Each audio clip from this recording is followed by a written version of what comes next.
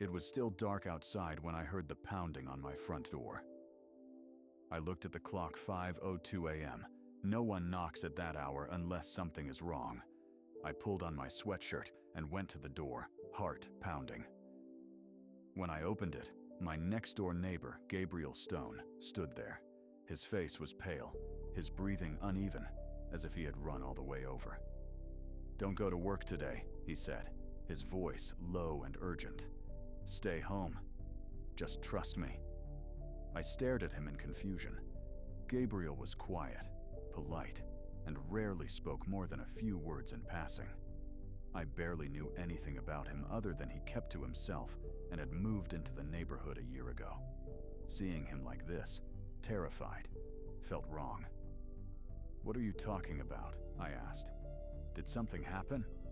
He shook his head slowly, but his eyes were sharp with warning. "I can't explain right now. Just promise me you won't leave the house today. Not for any reason." Everything seemed unreal in that moment. The cold morning air, the pink streak of sunrise just beginning on the horizon, and my neighbor, usually emotionless, now looking like a man about to fall apart. I took a slow breath. "Gabriel, you're scaring me," I said. "Why shouldn't I go?" He hesitated. Then his voice dropped into a whisper. "You'll understand by noon." Before I could ask anything else, he stepped back, glanced around the neighborhood as if someone might be watching us, and walked quickly back to his house. He didn't look back. I stood there in silence, my hand still on the doorknob, my mind racing. A rational part of me wanted to dismiss it as paranoia. Maybe he was confused. Maybe he was having some kind of breakdown. But another part of me, the part that had always trusted my instincts, told me not to ignore this. And there was one more reason I couldn't just shrug it off. 3 months ago, I lost my father. His death was sudden. Officially, it was listed as a stroke, but in the days before it happened, he kept trying to talk to me about something important he needed to show me. When I pressed him, he would only say, "It's about our family. It's time you knew." Then, before we ever had that conversation, he was gone. Since then, strange things had been happening around me. A car parked near my driveway for hours with tinted windows. My phone ringing from blocked numbers with no one speaking on the other end. My younger sister Sophie, who works overseas, calling to ask if I had noticed anyone new in the area. No one had said anything directly, but I had felt it. Something was moving in my life quietly, intentionally, and whatever it wasn't random. My name is Alyssa Rowan. I'm 33 years old, a financial analyst at Henning & Cole Investments, and someone who has never missed a day of work unless I was sick. I live alone in the house I inherited from my grandmother. It's a quiet life, structured, predictable. Until today. I made a choice in that moment, not out of fear, but out of logic. If Gabriel was wrong, I would simply take a personal day. If he was right, I might be saving my life without even knowing it. I texted my manager telling her I was unable to come in due to a personal emergency. Then I waited. The hours crawled by. Every noise in my house seemed louder than usual. The ticking clock in the kitchen, the hum of the refrigerator, even the wind against the window sounded like someone trying to speak through the walls. By 11:30 a.m., I started to feel foolish. Nothing had happened. Gabriel hadn't returned. Maybe I was overreacting. Then my phone rang, an unknown number. I answered, expecting maybe my manager or a spam call. Instead, I heard a calm, authoritative voice say, "Ma'am, this is Officer Taylor with the County Police Department. Are you aware of a critical incident that occurred at your workplace this morning?" My breath caught. "What incident?" The officer exhaled, his tone shifting. "There was a violent attack at your building. Several employees were injured. We have reason to believe you were present." My entire body went cold. "That's impossible. I wasn't there." Silence. Then the officer replied, footage of your car arriving at 8:02 a.m. Your work ID was used to enter the building, and security reports say you were last seen on the 3rd floor before the attack. My knees weakened.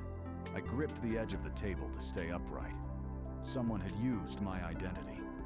Someone wanted me to be there, and someone wanted the world to believe I was. The officer's voice stayed calm, but there was something beneath it, urgency, mixed with caution, that told me this wasn't a courtesy call. This was a call that would change everything. "Ms. Rowan," the officer continued, "your co-workers reported seeing you enter the building this morning. Security logs show your keycard was used at 8:02 a.m. We have time-stamped footage of your vehicle pulling into the parking garage." I pressed the phone closer to my ear, my voice unsteady. "That's not possible. I've been home all morning. I didn't go to work today." There was a pause. Then he asked a question that sent a chill through my body. "Can anyone verify that?" I looked around my empty living room. The silence felt heavy, accusatory. "No," I whispered. "I live alone." The officer's tone changed, becoming more formal. "Ms. Rowan, at approximately 11:47 a.m., an emergency alert was triggered on the 3rd floor of your building. A coordinated attack took place. You were reported missing from the scene. We are required to locate you for your safety and for questioning." My grip tightened on the phone. Questioning?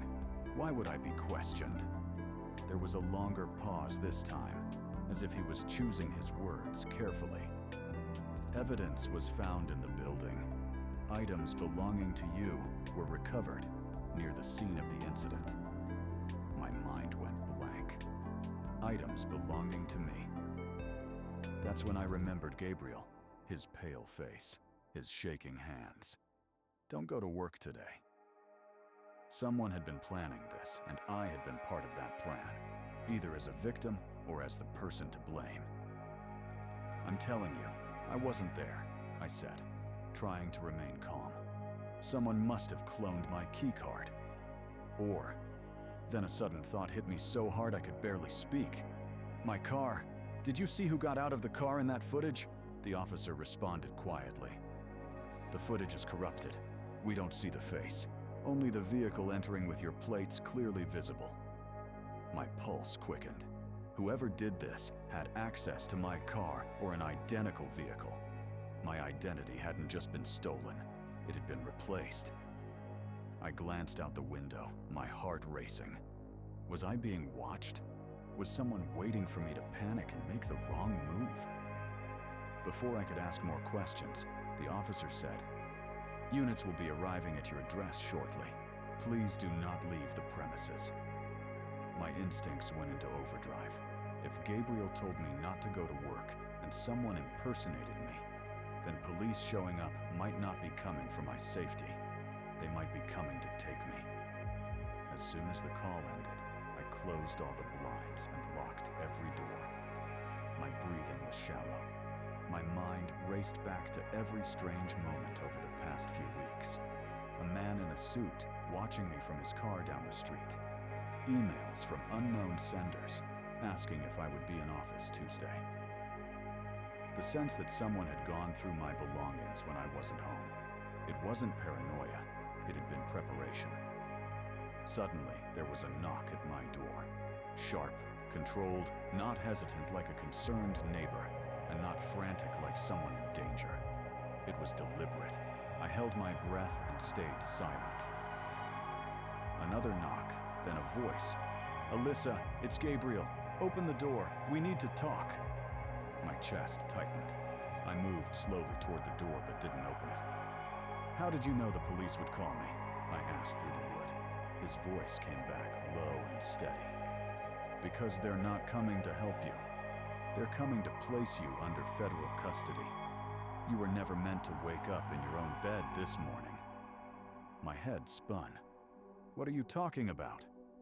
"They staged the incident to eliminate everyone in that building," he said. "And you were supposed to be there, not as a victim, but as the one they would blame." He paused. "And now, they need you alive long enough to confess to something you didn't do." A cold realization washed over me. Whoever did this didn't just want me gone. They wanted me erased and rewritten as the villain, and whatever was going to happen at noon was never about the building. It was about me. I opened the door slowly, not because I trusted Gabriel completely, but because I trusted fear even less. His eyes were locked onto mine the moment the door cracked open. Sharp, watchful, as if he was scanning for any signs we were not alone. Without asking permission, he stepped inside and closed the door behind him.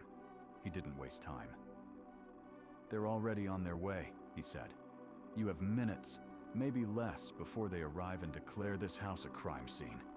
I crossed my arms, trying to steady my breathing. "Why? Why me? What's going on?" He didn't answer immediately. Instead, he went to the kitchen window and scanned the street. Then he lowered his voice. "Alyssa, I didn't move here by accident. I moved here to watch over you. Your father asked me to." The words hit me like a physical blow. I took a step back. My father? No. My father was an accountant, a normal man. He never... Gabriel turned to face me. "Your father never worked in finance. That was his cover. He was involved in a covert federal investigation for nearly 2 decades, and you were part of the reason." My mouth went dry. "What does that mean?" Gabriel reached inside his jacket and pulled out a small black envelope. "Your father knew something like this would happen one day. He left this for you." I hesitated before taking it. My fingers shook as I unfolded the paper inside. There was a handwritten note. "Alyssa, if you are reading this, then what I feared has come to pass. You are not in danger because of anything you did. You are in danger because of who you are. There is more to your identity than you know. Gabriel will tell you the rest. Trust him as you once trusted me. Do not surrender yourself. If they take you in, you will disappear." Dad, my knees weakened. My father had known. He had been trying to prepare me. All those times he said, "There are things you're better off not knowing yet." I thought he was being dramatic. Now those words came back to me like warnings from a ghost. Gabriel met my eyes. "They're not just framing you, they're reclaiming you." "Reclaiming," I repeated, my voice barely above a whisper. "You were never just a civilian," Gabriel said. "Your birth was not a coincidence. Your identity was constructed. Your father uncovered a classified biogenetic program, one tied to prominent families, influential bloodlines. When he refused to cooperate, he became a liability. His death was not natural. You were meant to be eliminated next, but they found a better use for you." My heart thundered. "To use me as what?" He took a step closer. "As a scapegoat. They needed a narrative that would justify the next phase of their plan. A false flag event. A manufactured tragedy with you as the face of it." Of them all, realization burned through me. Every strange moment, every shadow I had ignored, had been leading to this point. "So all of this was staged to destroy my life?" I asked. Gabriel's gaze was firm. "Not just your life, your legitimacy. Once they declare you a national threat, they can seize every file connected to your father's investigation. They can erase the truth he died trying to protect." He reached into his coat again, and this time pulled out a metal key card with a red emblem. "This is access to a secure storage vault your father used. It contains encrypted files that name the people behind this operation. If you don't reach that vault before they reach you, everything your father died for will be buried forever." I stared at the key card in his hand, then back at the note from my father. My entire life, I had believed I was ordinary, replaceable, invisible. Now I understood the truth. I was never invisible. I was never replaceable. I was watched because I was the last piece of a puzzle someone powerful didn't want solved. Suddenly, the distant wail of sirens began to echo across the neighborhood. Gabriel looked toward the front window. "They're here," he said. But he wasn't afraid. And for the first time since this morning, neither was I, because fear had something I no longer carried. Doubt. I folded my father's letter and placed the key card in my pocket.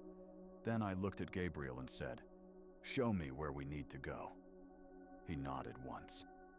And in that moment, I crossed the line between the life I had always known and the truth I was born to face. We barely made it to Gabriel's SUV before the first unmarked black vehicles turned the corner and began closing in on my street. The sirens had stopped. They didn't need them anymore. They weren't coming as law enforcement. They were coming as recovery. "Get in," Gabriel ordered, starting the engine as soon as my door clicked shut. We shot forward, tires screeching. Through the rear window, I saw two men step out of a black sedan, scanning the area. One of them lifted a radio to his mouth, his expression cold and certain, like a man retrieving property, not a person. Property. As we sped down the highway, a strange calmness came over me. Fear had left my body. What remained was clarity. Something inside me had turned, like a key finally matching the right lock. After 20 minutes of silence, Gabriel spoke. "There's something you need to see before we reach the vault. Once you see it, you'll understand why they've been watching you your whole life." He reached into his jacket and handed me a tablet. A file was open on the screen, labeled Rowan Alyssa, Subject 7B Designation, Genomic Asset, High Priority Project Origin Initiative. I scrolled down, my pulse quickening as I read. Gene expression chart. Blood markers not found in ordinary humans. A note. Subject exhibits complete immunity to multiple viral strains. Potential regenerative blood properties. Subject approved for Phase 2. Integration. Phase 2. I swallowed hard. What does this mean? Regenerative. Immune to what? Gabriel kept his eyes on the road. 20 years ago, your father uncovered a government-backed biogenetics program. They weren't trying to cure diseases. They were trying to create a new class of human beings. People with specific immune advantages who could survive outbreaks, chemical exposure, warfare. I stared at the screen, light flickering across my face as the truth began to settle like ash. My father was involved in this? I asked. He was never meant to be, Gabriel said. He stumbled across it when he discovered medical inconsistencies in your early childhood records. He found samples of your blood in places he didn't authorize. He realized you were being studied without his knowledge. He tried to pull you from the program, but that wasn't an option. The highway lights flashed past us like white comets. I could barely process the words. Me, a subject, a project, a target. Gabriel continued, his tone firm but controlled. Your father leaked the existence of the program to a federal oversight board. The board ordered the project shut down, but instead of ending it, the people at the top erased the investigation and everyone who knew. Everyone, including my father, I whispered. Gabriel nodded. They made it look like a stroke, but he was poisoned with a neurotoxin developed by the same program. His death was a message. I closed my eyes. For the first time, I didn't see my father as a quiet man with secrets. I saw him as someone who sacrificed everything to protect his child from the world she never knew she was born into. They planned to retrieve you on your 33rd birthday, Gabriel said. But something changed. Your profile was accelerated. Your blood test last month triggered a system alert. That's why they staged the attack at your workplace today. If you had gone, you would either be dead or disappeared.